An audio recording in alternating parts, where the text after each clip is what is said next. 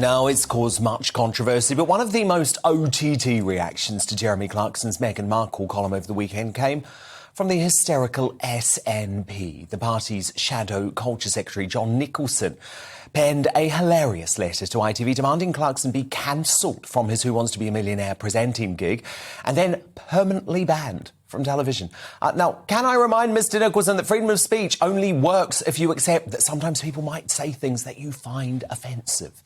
Nicholson's weak argument is also based off the fact that his thin-skinned leader, Nicola Sturgeon, was name-checked in the incendiary column, prompting her to wade in too.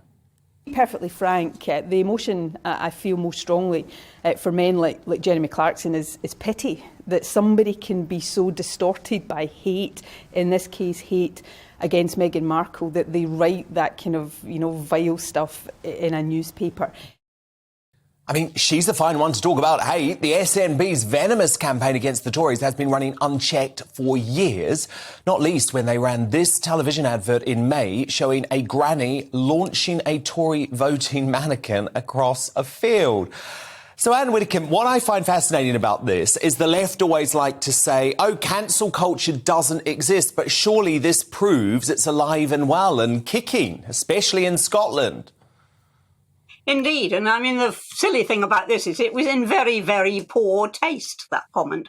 But since when were you cancelled for poor taste? If you're going to cancel people for poor taste, you're going to cancel all the comedians. I mean, it's absolutely ridiculous. The other thing that's ridiculous is that people are saying, oh, this is misogyny. Well, if he'd said that about a man, nobody would have said, oh, that is misandry. I mean, anything you say about a woman these days is misogyny, even if it's a very intellectual criticism, which this certainly wasn't. But it still comes over to some people as misogyny. Now, as far as I'm concerned, Clarkson wrote this. I think it's bad taste. I would never have written it, but he wrote it. He's got the freedom to do that. His editor obviously passed it. The lawyers obviously passed it. So, there we go.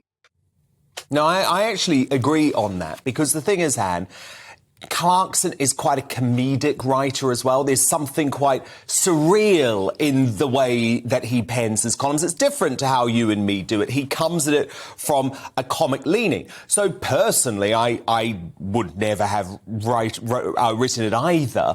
But I do find it fascinating when you've got Joe Brand saying that Nigel Farage should be attacked with battery acid. She doesn't get cancelled. Yeah. Everyone says it's comedy. Miriam Margolyes saying she hopes Boris Johnson dies a slow, painful death. Oh, that's just comedy. Yeah. But all of a sudden, when it's a right-wing columnist, and completely different reaction.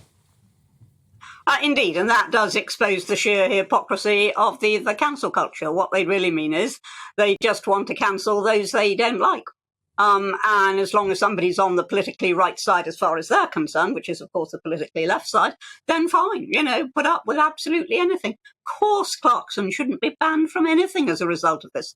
And the idea that because you take issue with something he wrote in a newspaper, that therefore he should also be banned from television, I think is a nonsense. Anyway, who else is going to do Who Wants to Be a Millionaire? Although this is ITV, Anne, they're very woke. They cancelled Piers Morgan, didn't they, for criticising Meghan? Well, and Piers is now doing very nicely, thank you. And I dare say Jeremy Clarkson can rise above all of this. But it is a nonsense, the idea that you can't criticise Meghan Markle. I wouldn't want to do what Jeremy Clarkson wanted to do. As I say, I think it's very poor taste indeed. But I've often yearned just to put her down in a very poor part of Africa for a month, and then to say to her at the end of it, how hard done by do you really think you are?